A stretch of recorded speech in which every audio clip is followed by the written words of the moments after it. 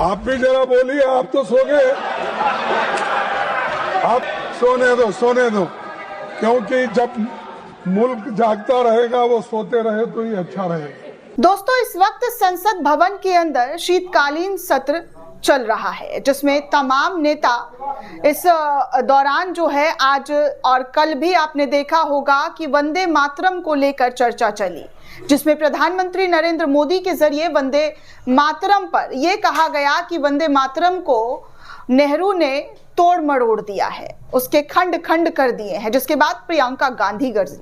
लेकिन आज सदन के अंदर वो देखने सुनने को मिला दोस्तों, जो इससे पहले शायद कभी किसी ने नहीं देखा।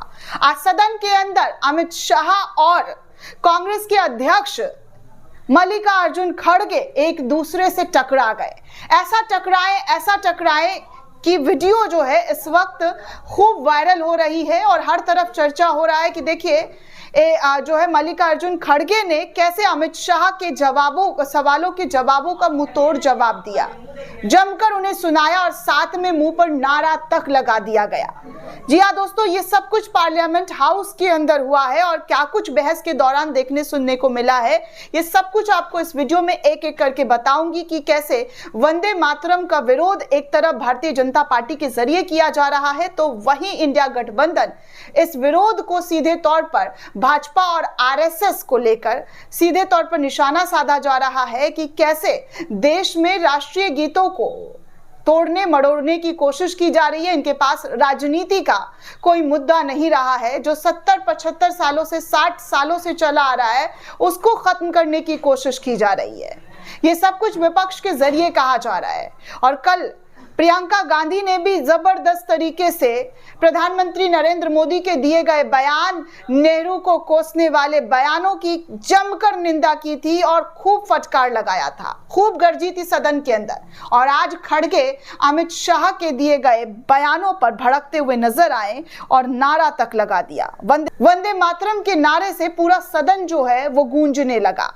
दरअसल दोस्तों, राज्यसभा में राष्ट्रीय गीत वंदे मातरम पर गृह मंत्री अमित शाह ने जो कहा, जो लोग वंदे मातरम के महत्व को नहीं जानते हैं वो इसे चुनाव से जोड़ रहे। एक दिन पहले लोकसभा में कांग्रेस नेता प्रियंका गांधी ने सवाल पूछा था कि ये गीत 150 साल से देश की आत्मा का हिस्सा है, फिर आज इस पर बहस क्यों चल रही है। मैं बताती हूं, क्योंकि बंगाल चुनाव आ रहा है, मोदी जी उसमें अपनी भूमिका निभाना चाहते हैं।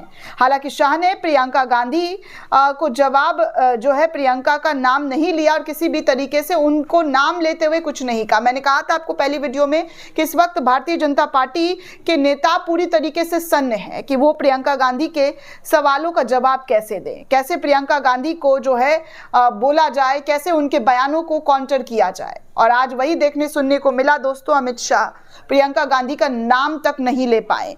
उन्होंने कहा कि जब वंदे मातरम 100 साल का हुआ, पूरे देश को बंदी बना दिया गया। जब 150 साल पर कल सदन में लोकसभा में चर्चा शुरू हुई तो गांधी परिवार के 2 सदस्य राहुल प्रियंका नदारद थे।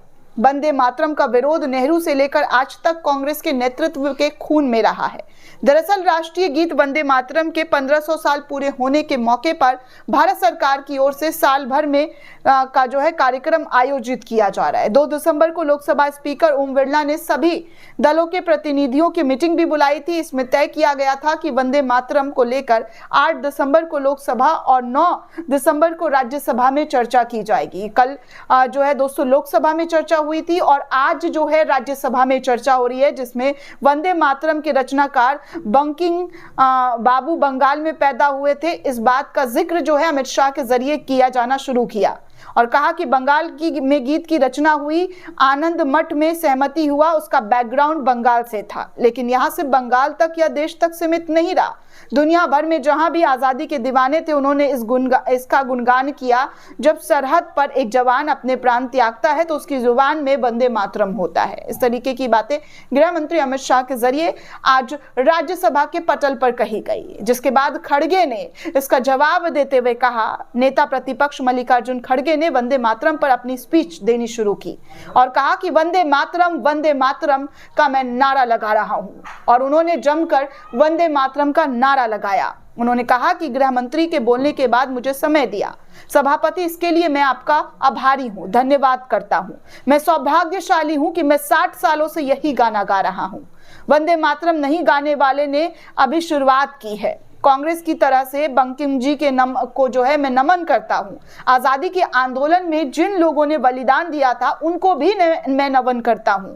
1896 में कांग्रेस के कलकत्ता अधिवेशन में रविंद्रनाथ टैगोर ने पहली बार वंदे मातरम गाया था। अमित शाह ने कहा, जिस गाने को गांधी राष्ट्र की शुद्धता आत्मा से जुड़ा गीत कहा है, वो वंदे मातरम का टुकड़ा करने का काम कांग्रेस के जरिए किया गया है। ये सब कुछ दोस्तों अमित शाह के जरिए कही गई, लेकिन अमित शाह के सवालों का जवाब जो है खड़गे ने जमकर दिया और जमकर वंदे मातरम का नारा लगाते हुए पूरे सदन में इस आवाज को फैला दी और कहा कि मैं 60 सालों से इस गाने को गा रहा हूं और हमेशा गाता रहूंगा, इसे कोई रोक नहीं सकता, इसे कोई टोक नहीं सकता है।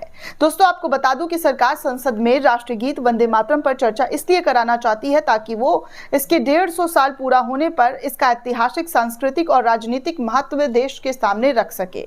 इसके पीछे 5 बड़ी वजह मानी जा रही है, वो ये है कि राष्ट्रीय भावना और एकता को संदेश देना हो सकता है। बंगाल चुनाव से जुड़ा राजनीतिक संकेत भी देखने सुनने को मिल सकता है।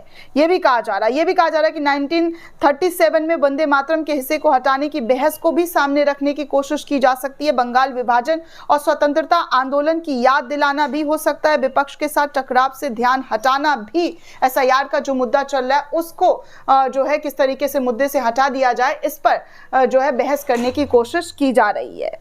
तो ये तमाम चीज़ें जो है दोस्तों कल भी जो है मोदी के जरिए की गई थी और आज भी, जी हाँ, आज भी सदन के अंदर अमित शाह के जरिए की गई। लेकिन अमित शाह के सवालों का जवाब जो है जमकर मल्लिकार्जुन खड़गे के जरिए देना शुरू कर दिया गया। दोनों के बीच भयंकर टकराव की स्थिति देखने सुनने को मिली और अपनी अपनी बातें रखते हुए सभापति के सामने ये कहा कि ये सिर्फ और सिर्फ बीजेपी की ओछी राजनीति है, जिस करने के लिए बीजेपी चुनाव जीतने के लिए किसी भी हद तक जाने की कोशिश कर रही है।